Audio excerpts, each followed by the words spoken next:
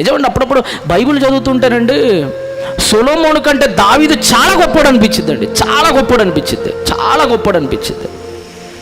Because ఎందుకంటే Bible చరిత్ర మొత్తంలో కూడానండి, అరే నువ్వు తప్పు చేసావు, జాగ్రత్త, నీకు కాలం దగ్గర పడింది, మర్యాదగా మారు అని హెచ్చరించినప్పుడు దాన్ని మనస్ఫూర్తిగా స్వీకరించిన ఒకే ఒక వ్యక్తి దావీదండి. మిగతా వాళ్ళు స్వీకరించాల. ఒకనాడు యెజబెలు దగ్గరికి, అహాబు దగ్గరికి ఏలియాని పంపించాడు. ఏలియా, చెప్పండి ప్రభు, ఏదో నాయ్ తెలియచేయండి ఆయన, ఏం చెప్పంటారు? వాడి దగ్గరికి వెళ్ళి వాడు బతుకు మార్చుకోమని చెప్పు, యెజబెలు దగ్గరికి వెళ్ళి ఒళ్ళు దగ్గర పెట్టుకోమని చెప్పు, పో ఇక్కడి నుంచి నువ్వు అన్నాడు ఏలియాతో. ఏలియా వెళ్ళి ప్రకటిస్తే యెజబెలుకి హై బీపీ వచ్చి ఏలియాని చంపుదామని, ఏలియాని చంపడానికి చాలా మందిని పంపించింది.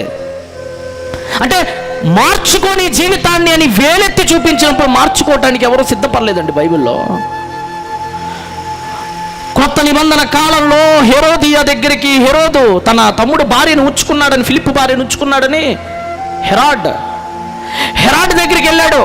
జాన్ ద బాప్టిస్ట్, బాప్తిసం ఇచ్చి యోహాను, హెరోదు నిన్ను నమ్మి ఐగుప్తులో నిన్ను వాళ్ళ పంచన పెట్టుకున్నాడు రా నీ తమ్ముడు ఫిలిప్పు, వెళ్ళి నువ్వు వెళ్ళకుండా వాడి భార్యను బుట్టలో వేసుకొని వాడి కాపురంలో చిచ్చు పెడతావా, పొయ్యే కాలం దగ్గర పడింది, జాగ్రత్త అన్నాడు. తిద్దుకోలా, సరిదిద్దుకోలా. వెంటనే కూతురు నాట్యం ఆడింది. ఆ కోపంలో బాప్తీసం ఇచ్చి యోహాను తల తెగ నరికి నాకు పల్లెల్లో పెట్టిమనింది. అంటే నువ్వు తప్పు చేసావన్నప్పుడు అస్సలు మన మనసు ఒప్పుకోదండి, వాడిని చంపేంత వరకు మనసు ఒప్పుకోదు. కానీ బైబిల్ చరిత్రలో నువ్వు తప్పు చేసావు బిడ్డ, మనసు మార్చుకోరా అనగానే పగ పెట్టుకోకుండా, ప్రతీకారాలు పెట్టుకోకుండా, తలదించుకొని ఏడ్చి మనసు మార్చుకున్న ఒకే ఒక్కడు దావీదు.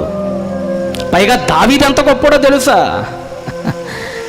దావీదు ఎంత గొప్పోడంటే, ఎంత మంచోడంటే, ఆయనకి పుట్టిన బిడ్డ కూడా ఉన్నాడు. మీకు మత్తయి సువార్త 1వ అధ్యాయము, లూకా సువార్త 3వ అధ్యాయం చదివితే జీనియాలజీస్ ఉంటాయి, మనకి ఏమంటారు వంశావళులు ఉంటాయి యేసుప్రభు వారికి సంబంధించినవి.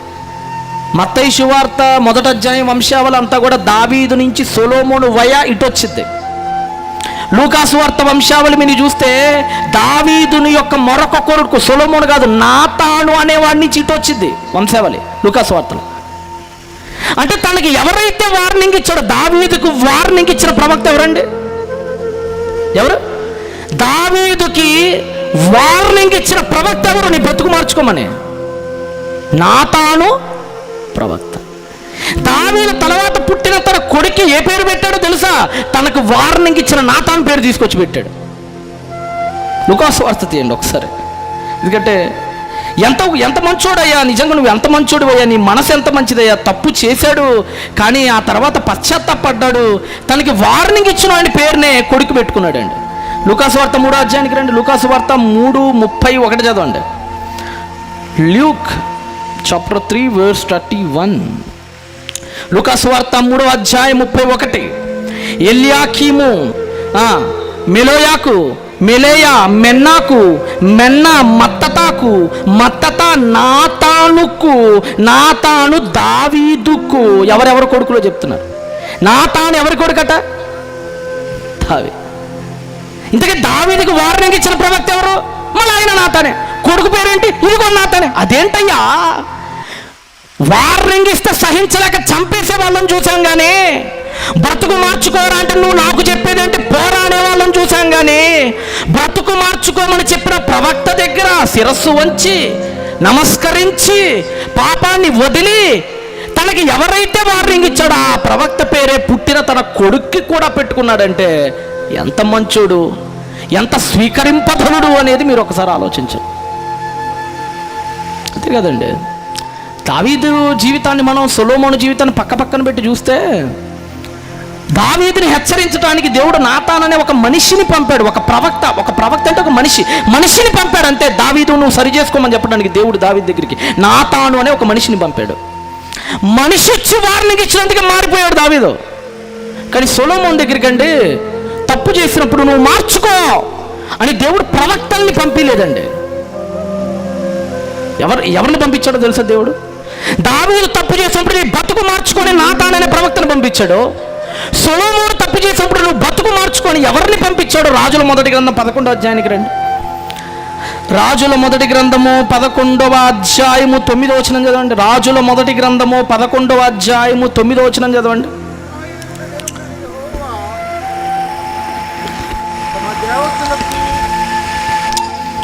ఇశ్రాయేలీయుల దేవుడైన యెహోవా అతనికి 2 మారులు ప్రత్యక్షమై, ఎవరు ప్రత్యక్షమయ్యారట? సాక్షాత్తు దేవుడే ప్రత్యక్షమయ్యాడు. ఒక మనిషి వస్తేనే వణికి సచ్చాడు దావీదు. అక్కడ మారు మనసు పొందుకున్నాడు. ప్రవక్తలుగా దేవుడు డైరెక్ట్గా దిగాడు సొలొమోను కోసం. సొలొమోన్, నువ్వు మారాలి నాయన. ఒక్కసారి కాదటండి, ఎన్నిసార్లు అట? 2 సార్లు బెడ్రూమ్లో సొలొమోను అప్పుడు దేవుడు ప్రత్యక్షమై నీ బ్రతుకు మార్చుకో సొలొమోను అంటేనట. సొలొమోను ఏం చేశాడట తర్వాత? నీవు ఇతర దేవతల తట్టు వెంబడింపవద్దని అతనికి దేవుడే ఆజ్ఞాపించారట. కిందకి దిగి ఆ పరమండలం నుంచి కిందకి దిగి దేవుడే ఆజ్ఞాపించారట. ఆజ్ఞాపిస్తే సొలొమోను హృదయము మాట ఏం లేదటండి. దేవుడికి చిరాకు వచ్చేసింది చివరికి. ఒరే, మీ నాన్న గొప్పోడు కదరా నీకంటే. ఆఫ్టర్ ఆల్ ఒక మనిషిని పంపిస్తేనే 2 చేతులు కట్టుకుని తప్పు చేశానని క్షమించి తన శిరస్సు వంచి చంప దెబ్బలేసుకొని కన్నీళ్లతో పరుపు తేలేంతవరకు ఏడ్చి ఏడ్చి కుక్కలాగా పరిగెత్తిస్తే పరిగెత్తి పరిగెత్తి నా పాదాల దగ్గరికి వచ్చి మారు మనసు పొందాడే. నువ్వేంటి బిడ్డ? ఏకంగా నేనే ప్రత్యక్షమై, అది ఒక్కసారి కాదు 2 సార్లు ప్రత్యక్షమైనా మారలేదే అని దేవుడికి చిరాకు వచ్చేసిందండి.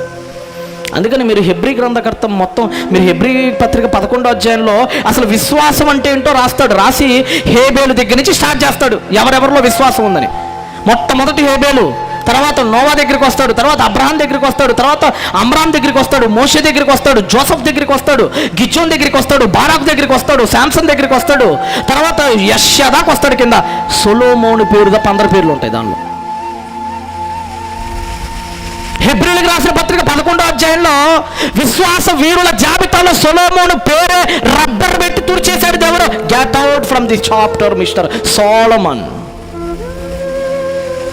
అలాగే అయిపోయాడు చివరికి. నిజమండి, మనం ఎలాంటి వాళ్ళం అంటేనండి, ఎవరో ఏదో చెప్తే వినేస్తాం, నమ్మేస్తాం. దేవుడే సాక్షాత్తు మాట్లాడితే మాత్రం మనం వినం, ఆయన మాట మనం నమ్మం. మనకి చెప్పుడు మాటలు నమ్మబుద్ధి అయింది, కానీ ఈ పుస్తకపు మాటలు నమ్మబుద్ధి అయింది అంటారా? నిన్న దినాన తమ్ముళ్ళు చాలా బాధపడ్డారు. అన్న, 1000 రూపాయలు ఖర్చు పెట్టుకున్నాం,